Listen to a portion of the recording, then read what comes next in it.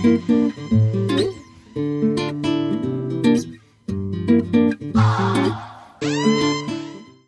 guys, I want to thank you for tuning in for another episode here. Today, I'm actually super excited to be speaking with Yves from EOS Nation, and we've just had a pretty lengthy pre-chat with some really interesting talks. So I'm hoping that we didn't let all the good vibes, the good energy kind of flow out, man. And I want to just say thank you for joining me today. And of course, me being Canadian, you guys are Canadian. I've managed to escape the winter, so I guess my first question is. Weather there. How's that over?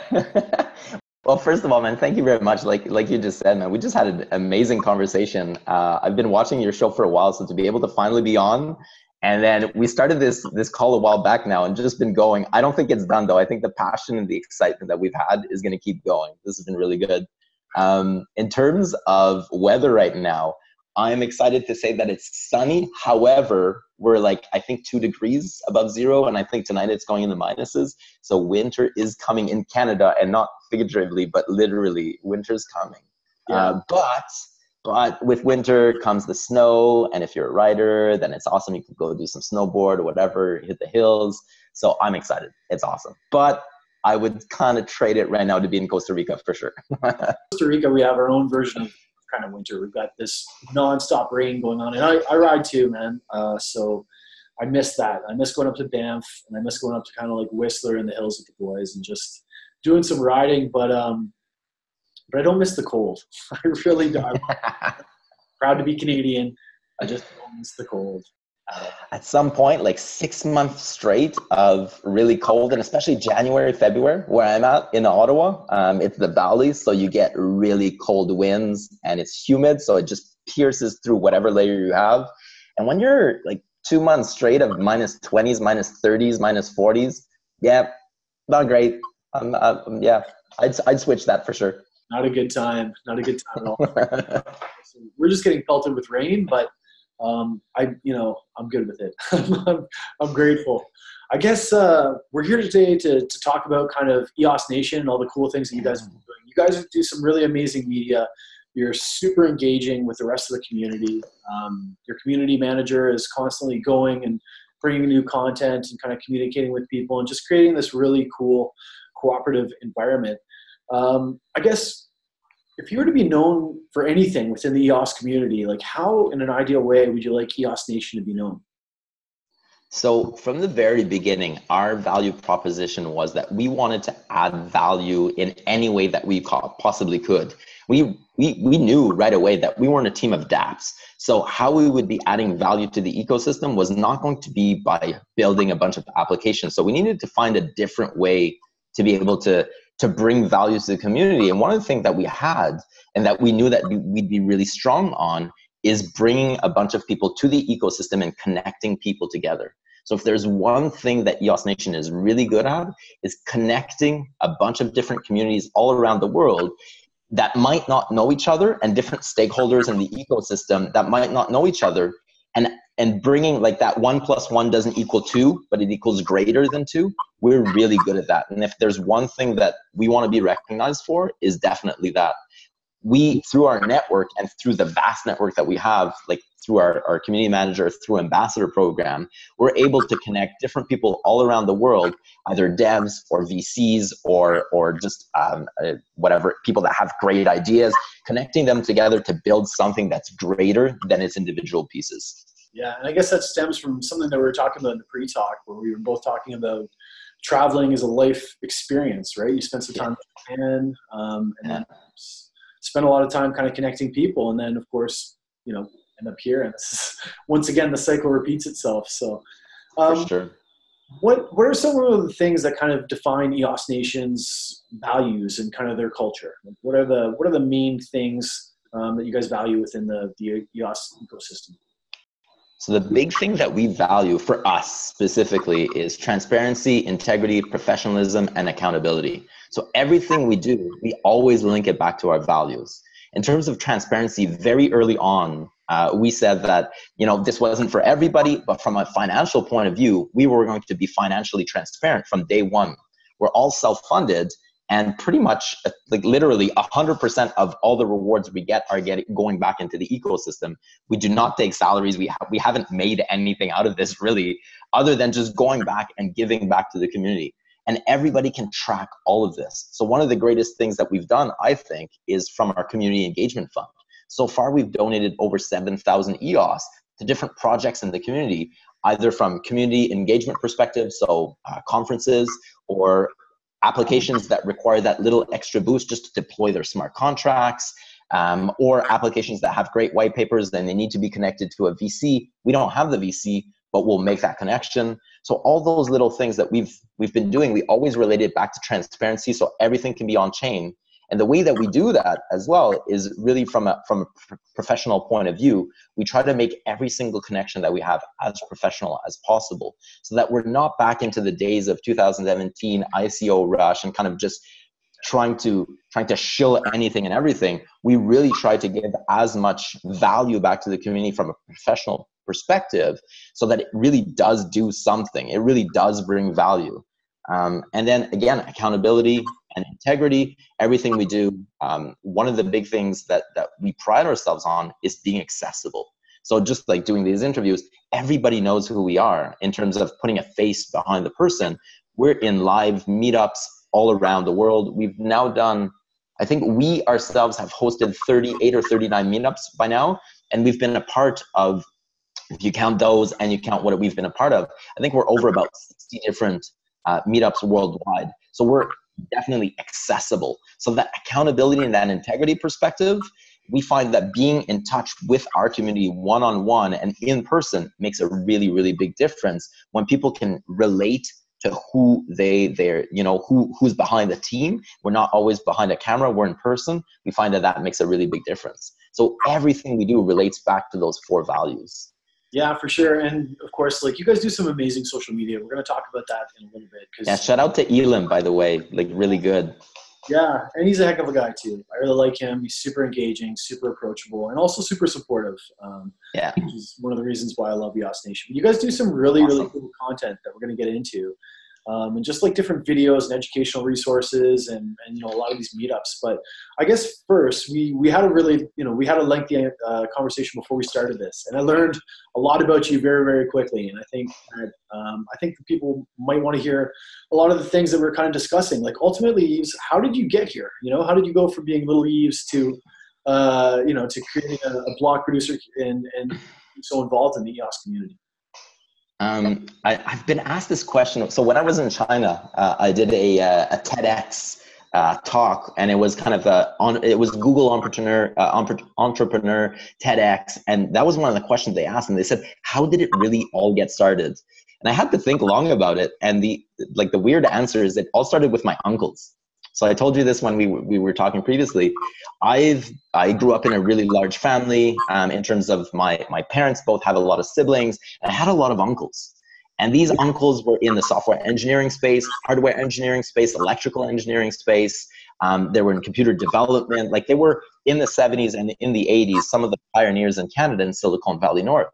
So I was really lucky to be able to grow up in that environment, so that when I was 6 years old, I built my first computer.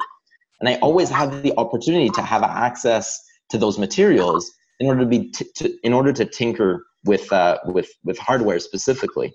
So I started tinkering with hardware, and then one thing led to another. Started getting into BBSs, started coding, programming when I was really young, building websites, and then I started getting to the overclocking world. It was always one thing after the next, and I always really love that relationship between humans and computers. And there was something special for me from where I grew up to be able to connect to the outside world. So I remember being able to connect with my BBSs to people that I didn't know, but you made these new connections, and you were online, and you before anybody was talking about chatting software and everything that kind of blew up in terms of social media in the 2000s. I was doing that in the 80s, and I was doing that early 90s. And for me, that was my gateway to the outside world. That was my gateway to different perspectives, to people thinking differently than me, and being able to see things in a different light maybe than in my own little bubble. And I just love that. And so we took that with us with EOS Nation. One thing led to another. 2010, I started mining Bitcoin, sold it all. So I have to give that disclaimer. Everybody always asks, I do not have leftover 2010 Bitcoin. But I started doing that, and I really like the idea of this global decentralized economy and this peer-to-peer, finally borderless transactions in a way. And so I just really love that concept, and then kind of got out of that space a little bit, came back into it in 2016, started teaching and started being part of crypto asset groups, just talking about the space again. It was reinvigorating. I was getting that vibe and that energy that was present like in 2012, 13. It was coming back in 2016. And one of our co-founders really got me back into this. So shout out to Steph. So yeah, so we got a group of 7 super passionate co-founders that got together, and we all were coming from different backgrounds. So we've got architects, we've got engineers, we've got a developer, we had people in politics and administration. And then we just thought we were all passionate about EOS.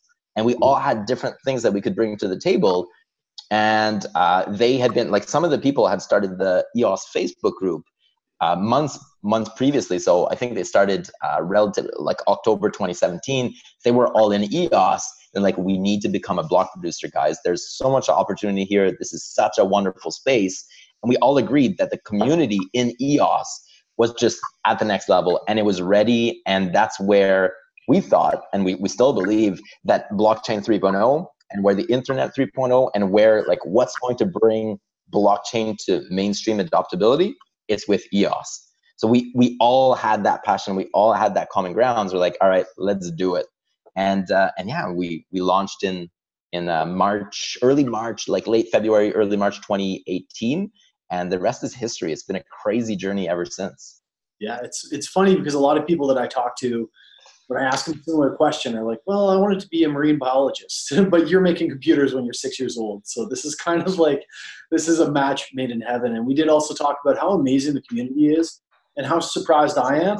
It is, man. And everybody's willing to talk, and everybody is excited about what's happening.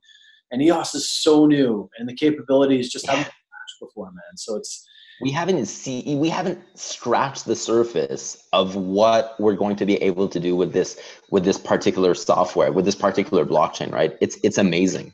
It really is. And then part of what we're going to be able to do stems from the fact that we have such a strong community behind it that's just so passionate about this particular project.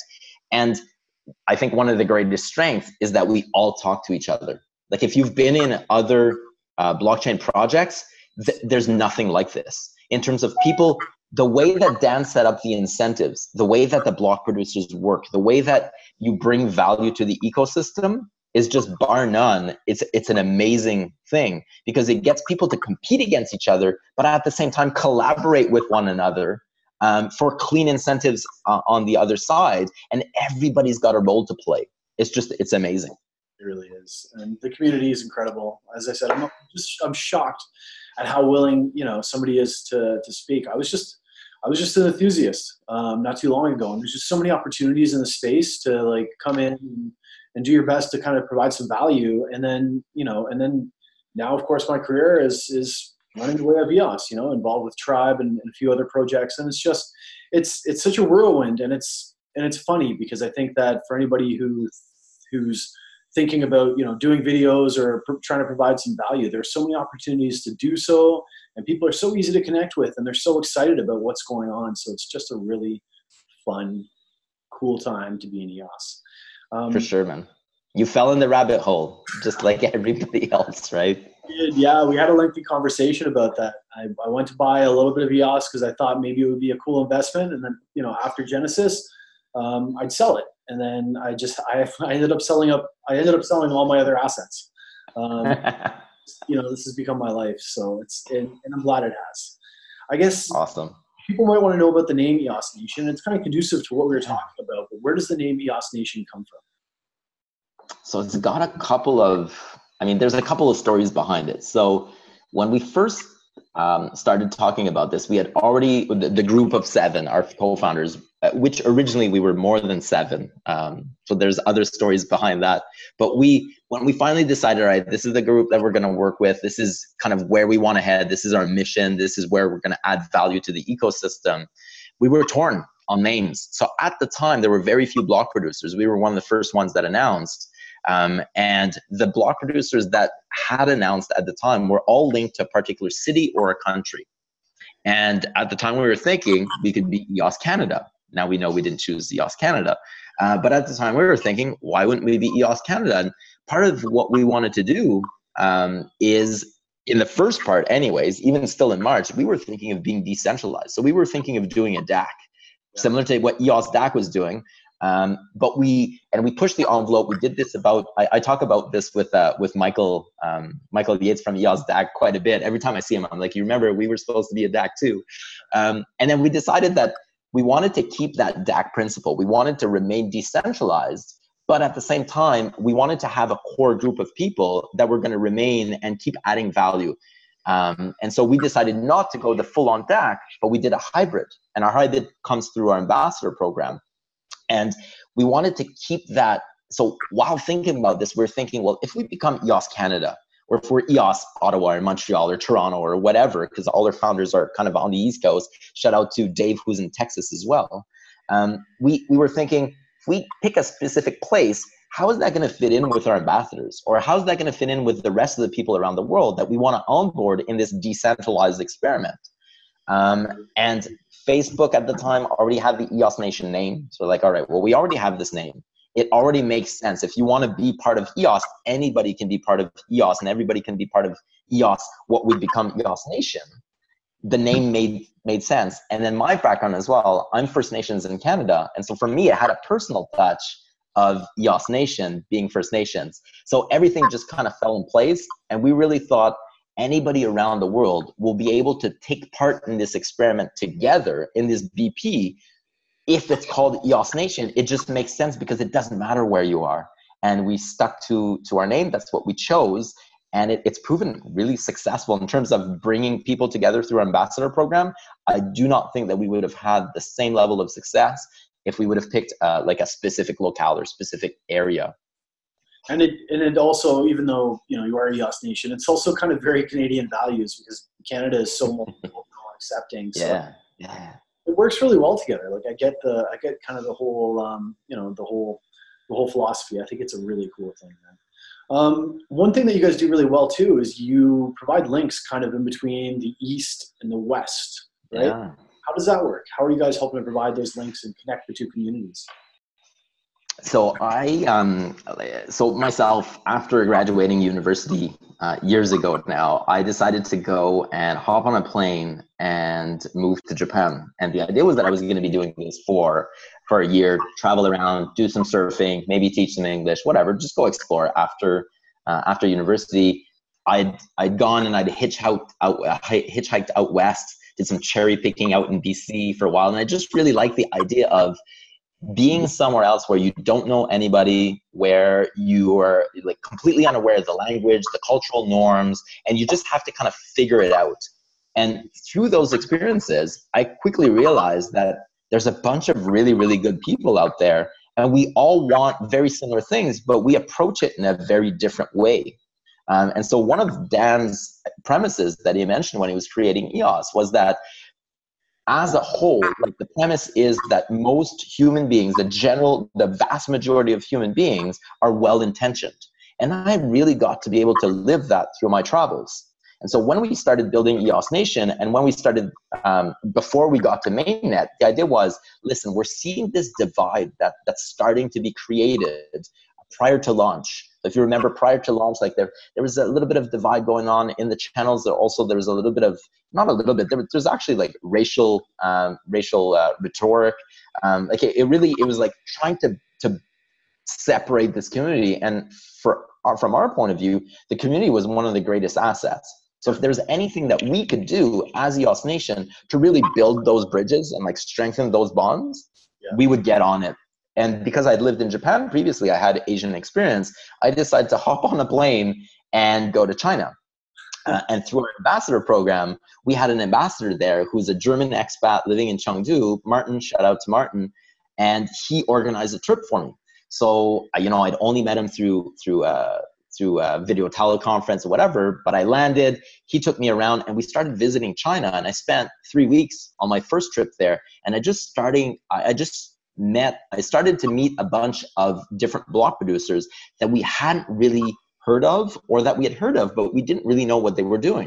And then finally meeting them in person and seeing all the great work that was emanating from China, and how crazy the EOS scene was in China, how much work that was being done over there, and being able to report that back to the West, and seeing how that was so powerful for the community to see that, yeah, we've got language differences, we've got cultural differences, but we're all aiming for the same goal. And that's to make EOS the best damn blockchain out there, and just to grow the space and to be able to make it really strong. And so it made perfect sense. So I went on a second trip as well. This time I spent a month.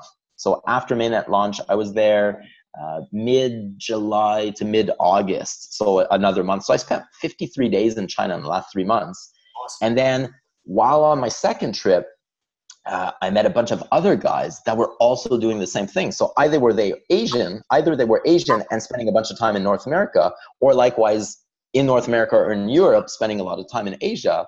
And then we formed Link. So big shout out to the original founders of Link. So the Link.1, if you want to go check it out, it's an organization that I'm part of. I'm part of the founders of that organization. We've got Marshall Long from BP Fish. Shout out to Marshall Long, big Texas bad boy.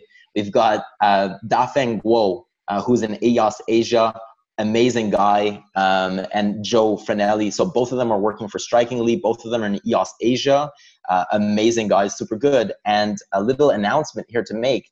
Link is expanding. So by the time this gets released, Link is now has taken on as well, and we've collaborated, we've partnered with Liquid EOS, Benny from Liquid EOS. He's now being added as one of the founders. They had just developed Project EOS Bridge, so very similar initiative, try to connect East and West. So we're all joining into one, we're expanding, we're making this stronger. So you're the first one to find out.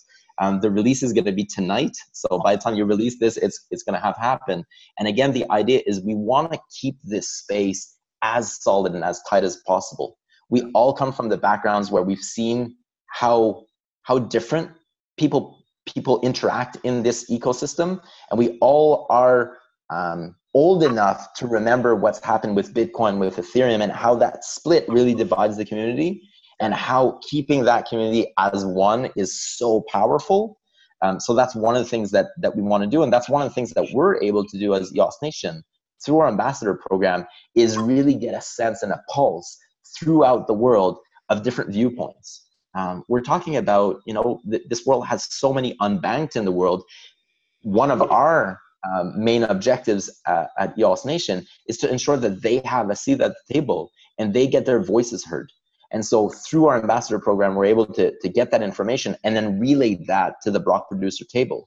And that's just one of the examples, but we've got so many different people in different spheres through our ambassador program, and then through Link as well. We're able to get that whole pulse and try to really relay kind of what the world's thinking, what people are thinking all around, and really form a viewpoint with that. And I think that that's so incredibly powerful.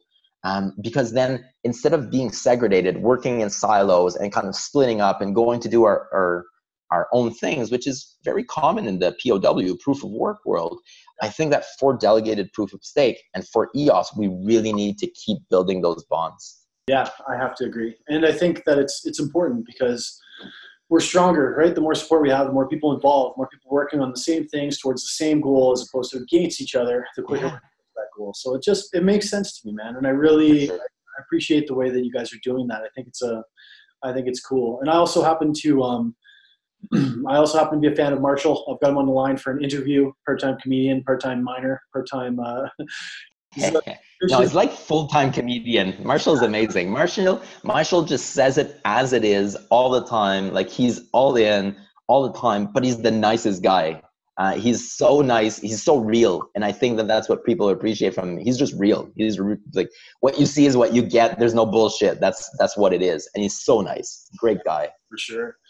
Let's move on to I wanted to kind of ask you a question about the current state of EOS. What's good? What needs improvement? What's working within the ecosystem right now? And what do we need to kind of focus on to really improve? I think that I guess I'll start with the what needs to be improved, because I think that leads to, at the same time, what's really working. Yeah. So I think right now, one of our biggest challenges is that we're very reactive in a way. So there's always the flavor of the day in EOS. So something gets posted, there's a bunch of FUD, there's whatever happens.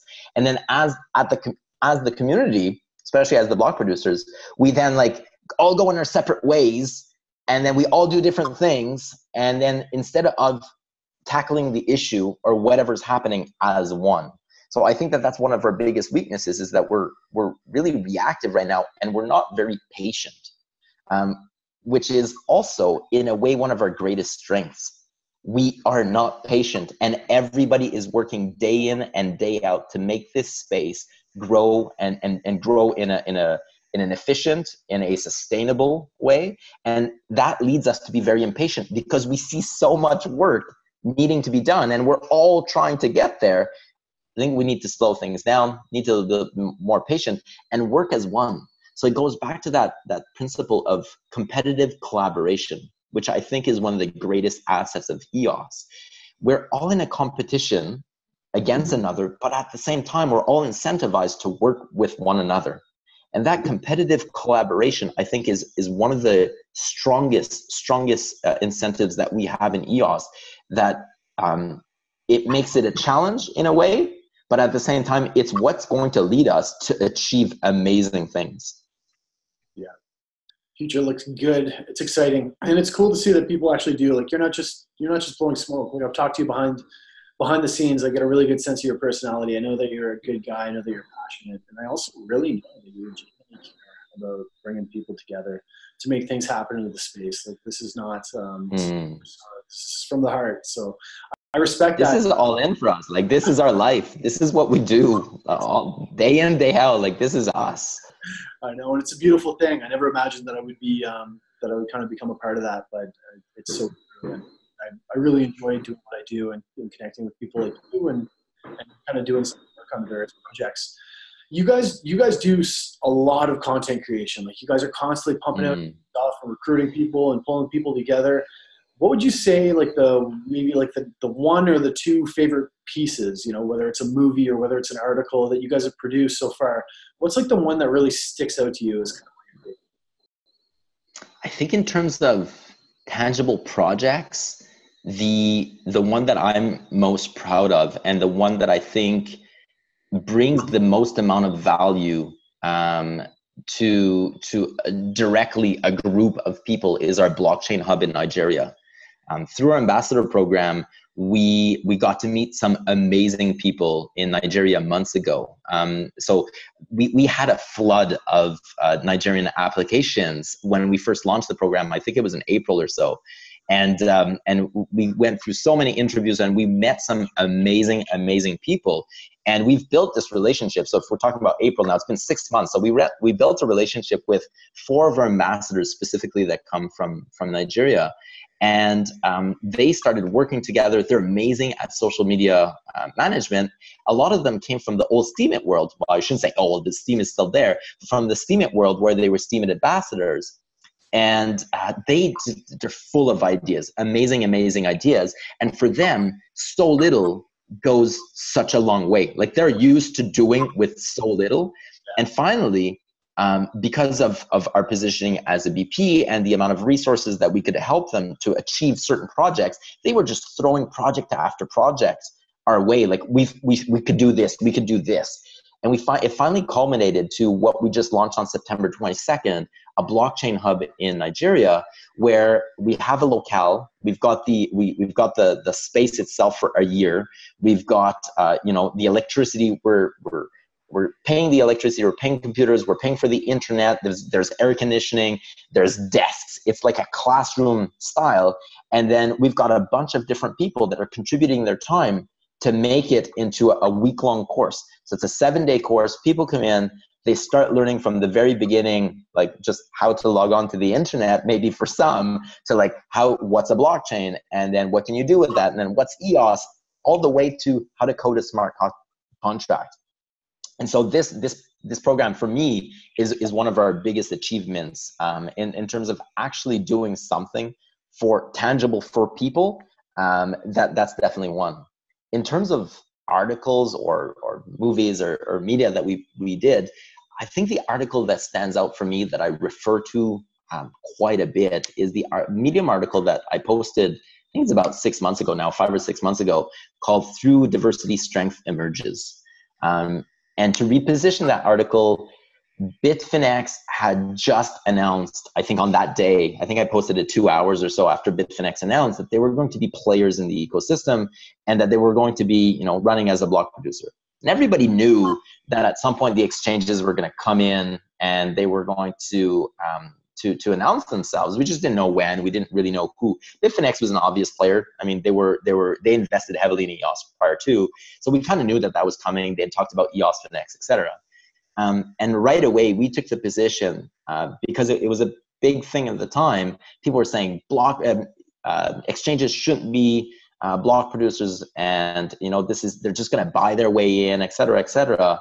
But we took the position from the very get-go, and I know that this is controversial for some, but we truly believe this, and we've seen the power of this, is that we think that the ecosystem requires a bunch of different players. So I'm not able to do what you're able to do. And then you're not able to do what somebody else is able to do. And we all bring something different to the table. And one of the analogies that I used when I wrote that article, and then that I use frequently when I talk about this, is that of like, we're building a human being. And we can't all be eyes, we can't all be ears, we can't all be arms. We need eyes, a nose, a mouth, a brain, 2 arms. Like, we need a bunch of different people that bring something different to the ecosystem. And if we're all eyes or we're all ears, sure, we'll get somewhere. But through that diversity, through the very different capacities, capabilities that we can bring to the ecosystem, I think it might be slower. But once we do attain where we're wanting to go, that diversity is going to be so powerful and so strong. And I think that article really encapsulates from the very beginning what EOS Nation was about. It's about being accepting from people from all over and really taking into account that we can't all do the same thing in the ecosystem. Everybody has a key role to play. Yes. I love it. And it, for me, like, I appreciate what you're saying, because coming from a non-technical background, then ultimately being able to turn EOS and cryptocurrency into a career is mind-numbing. And it's just the response that you keep getting is that everybody has a different part to play and everybody has different abilities.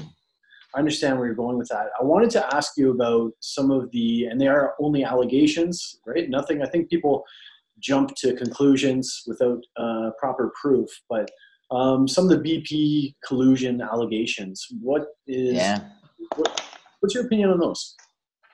So again, it goes back. I think you're talking about specifically. There's been allegations against Huobi lately. What day are we? We're Wednesday now. I was in Toronto on Monday, and I went to meet with the CEO of Huobi Canada. And again, through my travels in China, I got to meet Huobi and Denny specifically, and then the CEO of Huobi Global while I was there. And so I got to tackle those issues directly with them. And I get to ask them, like, straight up, are you doing this? Like, you can lie to my face if you want, but it's very different from asking in a Telegram group to asking somebody while you're on video teleconference, and somebody that you've built a relationship with. Yeah. And they assure me that they're not doing, that they're not doing vote trading. Now, are they lying? I can't tell you that. I mean, I personally do not think that they'd be doing this. And the reason why I don't think that they'd be doing this is that their reputation is at stake. So if I take it from a global exchange perspective, if we're looking at Huobi right now, because they're the ones that are being named in the EOS 1 report, the second one, because Bitfinex was named in the first one, the allegations are that they're making a couple of hundred EOS per day from these different BPs. And I also asked the BPs that are being named in this straight up if they're doing it, and they also deny this. Again, I can only take their word for it. But if I look at from a reputational perspective, Huobi is making roughly right now, I think it's $650 million per day in trading volume. In terms of how much that relates to their bottom line in terms of operational income, we're talking about like a shitload of money. And so for them to be able to break their reputation off of maybe a couple of $1,000s, it just makes no business sense. Why would you do this? So from a business perspective, I think it makes no sense. From a reputational perspective, that's just shooting yourself in the foot. Why would you do this? Now, at the same time, why haven't they come out against this? So they did publish one article, and they did do some Telegram chats to say they didn't do this, and they're going to be doing an investigation. They're going to be releasing more information. Where I think we need to go as a community is this is not going to be the first time, and it won't be the last time. And right now, the exchanges are being targeted because they're obvious targets. If I'm going to attack somebody, I'm not going to go attack BP number 60. I'm going to go attack the BP that's at the top, that potentially, if I attack them, I might gain something from it. But BP 60 or whoever's, you know, in the lower ranks is not necessarily going to give me that edge if I take them down. I think as a community, what we need to do is stop reacting so quickly to allegations like that, and really take a step back and think, okay, what can we do? Because what can we do as a community in order to avoid this happening? And or if this happens, what type of response can we come up with as a community? And we saw this happening in the days after the allegations against Hobie. People, the mindset shifted from, oh my God, let's condemn them, to, okay, they need to deal with their stuff, and they need to come out, and they need to make a statement, or they need to do something because it affects the whole ecosystem. But what can we do? And the mindset really shifted to what can we do, and how can we encourage them to come out, or how can we encourage them to maybe be more transparent, so that there's less type of FUD like that goes towards them. And we really got to see the community band together. And I think over time, we're going to see more and more of that. The community is going to strengthen and say, listen, we're all in this together. An allegation against one is an allegation against all of us, because we're letting this happen, or we're not, as a community, we're not as solid. And we need to come together to think, what are we going to do when these types of situations happen? Because it's not the last time. And what can we do to encourage these different players so that we get less of that? And I think a big part of that is transparency. It's messaging. It's communication. It's working together. Again, if we don't know who these players are, we're probably more likely to accept those allegations from the get-go. If we know who they are, because we know they bring value to the ecosystem, because we've had meetings with them, because we've collaborated on projects with them, we're going to be less likely to believe that FUD and more likely to work together to actually build a solid community, communication approach on the outside. Because there are players outside of EOS that have incentive for EOS to fail. We can't forget that. So internally, we need to stick together as much as possible, because if we start breaking apart, that's exactly what some people on the outside might want. We need to remember that we're playing in the big leagues now. This is really important. And sticking together, and again, through diversity, that strength emerges, I think is where we're going to come out on top. But it's growing pains. We're still new. We're only a couple of months in as a community. This is a process. This is a journey. If I relate it back to Bitcoin and Ethereum, we're way ahead. For the amount of time that we've spent together and the relationships that we've built, we're way ahead of the other players. So let's just keep heading in the direction that we're heading in, which is being open, transparent, accepting, and just communicating. It's all about communicating. I love it. It's a good response. And you're right. We are so new.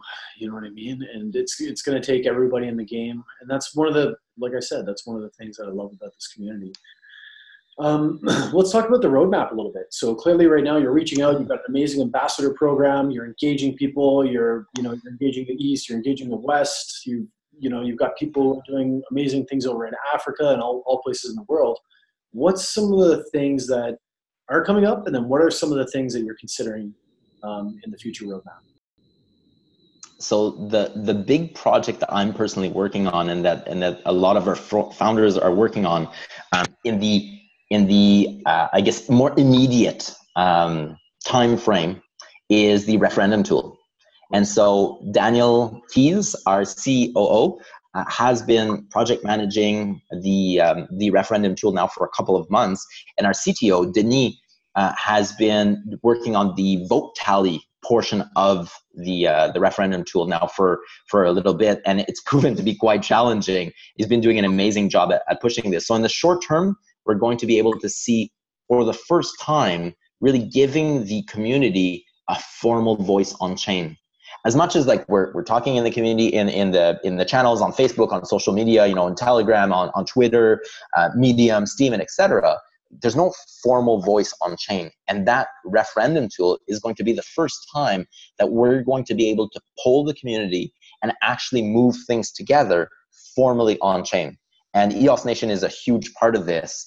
And we're really, really excited because we're only a couple of days away. I mean, last night the team, so there's a bunch of different people. It's not just EOS Nation. There's a bunch of different players, a bunch of different VPs that are contributing to this project. They got on a call, and the idea is that next Tuesday around the same time, they're going to be having a go no go vote similar to the mainnet vote that we had early in June, or the votes that we had early in June. So they're going to be doing something very similar to say, all right, are we ready to actually formally announce this? And that's happening next Tuesday. And in all likelihood, I believe that it's pretty high likelihood that it's going to result in a go vote, and that this tool will be released for the public. And what that means is that people will be able to submit questions or referendum questions on chain, and then have that through various UIs. So there's a bunch of different websites that are working on this, and different teams that are working on the UI portion of this. But they'll be able to go in the back end, submit that question, and then people will be able to participate for the first time. So I think short term, that's amazing. And that's, I think, is going to be one of the largest upgrades that we've had. If not the largest from a governance perspective, this is, in my opinion, the largest upgrade that we've had since launch. So that's huge. From a longer-term perspective, medium long-term perspective from EOS Nation, one of the things that I've been working on is, through my travels and through our ambassador network, we've met a bunch of different stakeholders that have something of value that they can provide. Now, they themselves are only one key part of the puzzle. And what we're doing, and we're really close, and we've got this whole mapped out. We're going to have a bunch of different people in the ecosystem that bring different capabilities, competencies to this project that we're building on. And the idea is, we're going to have some VC funds. We're going to have a bunch of developers. Right now, we've got about 300 devs that are on board in this project in 3 different areas of the world. So we've got Silicon Valley, we've got Canada, so Silicon Valley North, with Toronto, a little bit Ottawa, and then we've got in Central Europe as well. And then we've got funds, so hedge fund managers that are going to be managing some of this. We've got some smart contracts that are going to be integrated in this. And all of these pieces are going to come together to be able to offer a solution. And we've got exchanges in this as well. They're going to be able to offer a solution where, from start to finish, you've got an idea.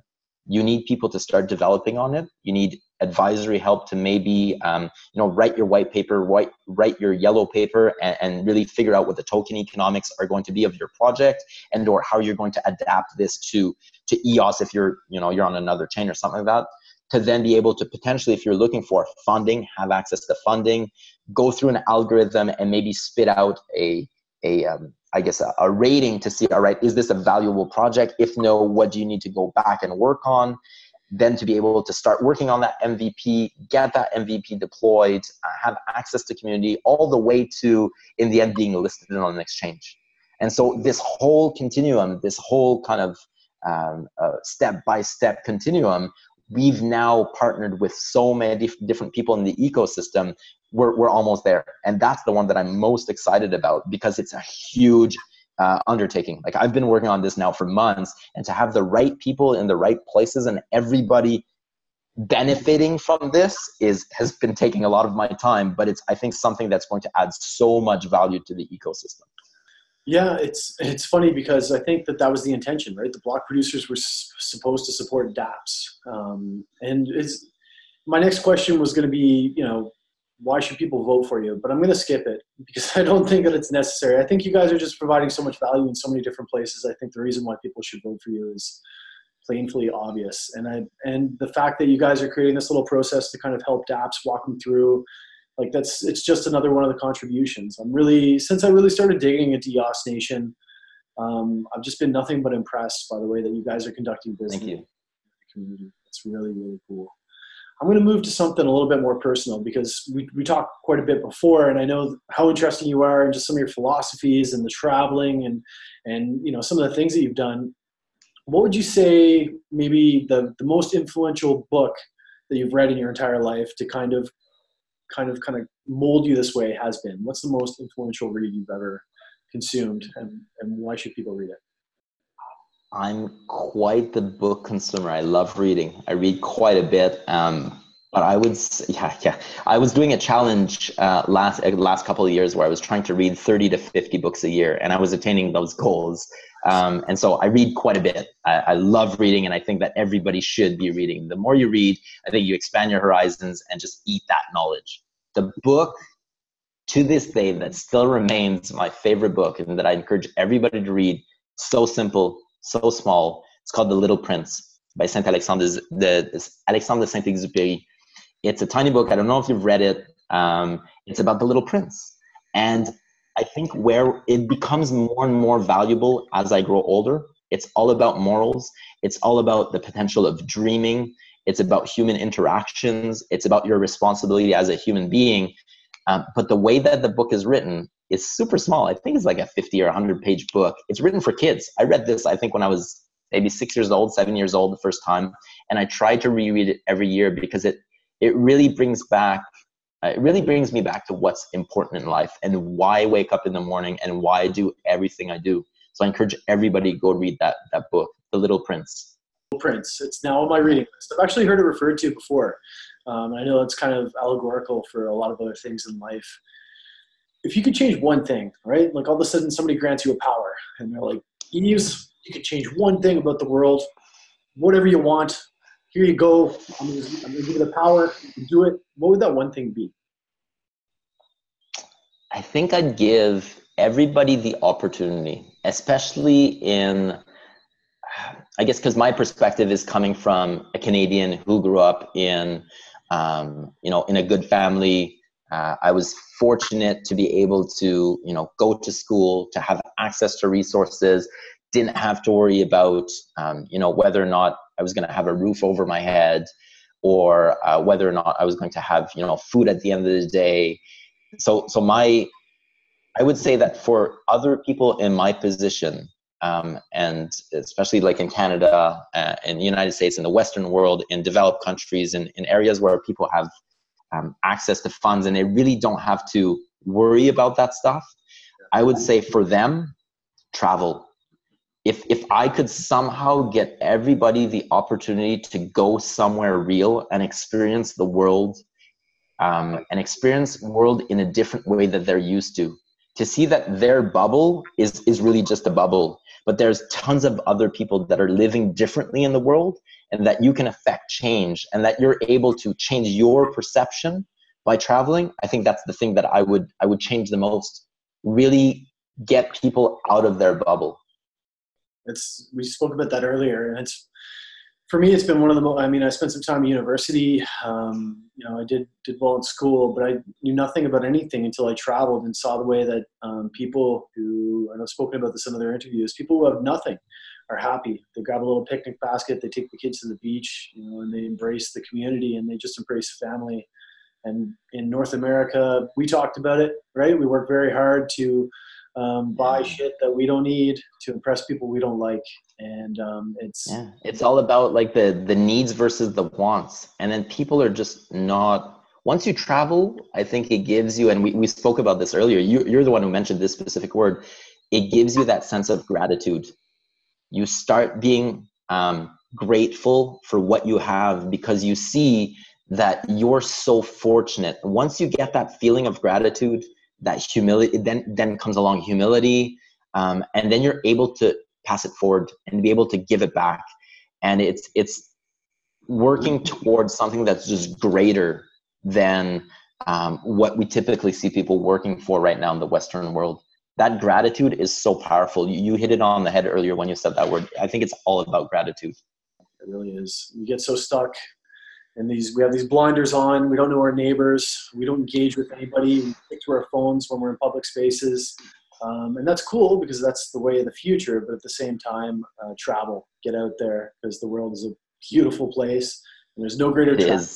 It is, man. And there's no greater tragedy than not being able to experience it with your life because you're so busy just moving, right? And you realize as well how, in general, like the vast majority of human beings, how good they are.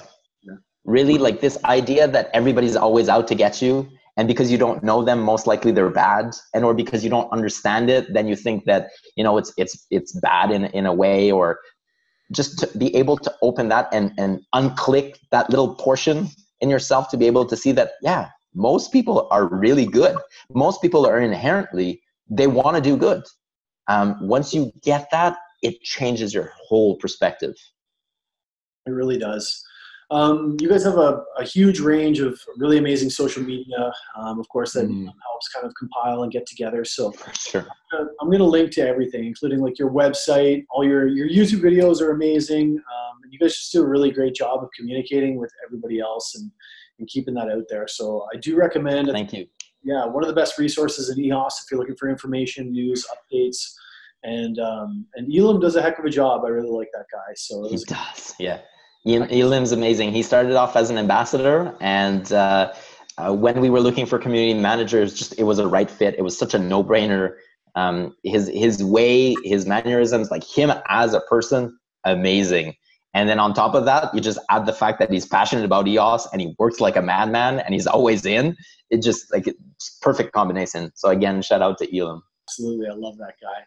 I'm going to let you continue. And normally I say quest for world domination, but I think it's very different. I'm going to say global unification. I'll allow you to head off and continue your quest for that. But do you have any final words for the EOS community or anything you'd like to say? I would say, like, just keep an open mind, keep working together. We've got something so good going on. I shouldn't say don't. I'd say we've got something so good going on. Keep it. Keep working in that direction. Keep working day in and day out to make this community the best community we have, because that's one of our greatest assets. And once we get out and once we have kind of the foundations built, which is what we're doing right now, and once that's solidified and the rest of the world is ready for blockchain, we'll be there ready and waiting. So keep that in mind, like keep working together. You, sir, are amazing. And I hope that we can do this again. I think we're really aligned in a lot of our personal philosophies. And I think that EOS Nation is doing a really great job. And I think that people should definitely consider you for their voting and just go out and look into some of the things that you guys are doing, because you're really contributing and making a difference out there. And I really feel like you're going to continue to do that moving forward. So thank you so much for joining me today. It's been an absolute pleasure talking, and I look forward to doing it again soon. Likewise, it's been a pleasure talking with you, and I look forward to coming on this show again. And I look forward to meeting you in person. Like, it's one of those things, we spoke now for hours. I'm looking forward to shake your hand and just actually like maybe having a drink with you or something like that. So thank you very much. Thank you for all the work that you do. The amount of videos that you produce and the amount of knowledge that you share through your videos is amazing. So thank you very much from everybody at EOS Nation and from the whole community. Cheers. Man, it's a pleasure. And we'll do it again soon, and I'll be back to Canada. We'll have a beer. Consider it done. Awesome. Okay, see you later, my friend.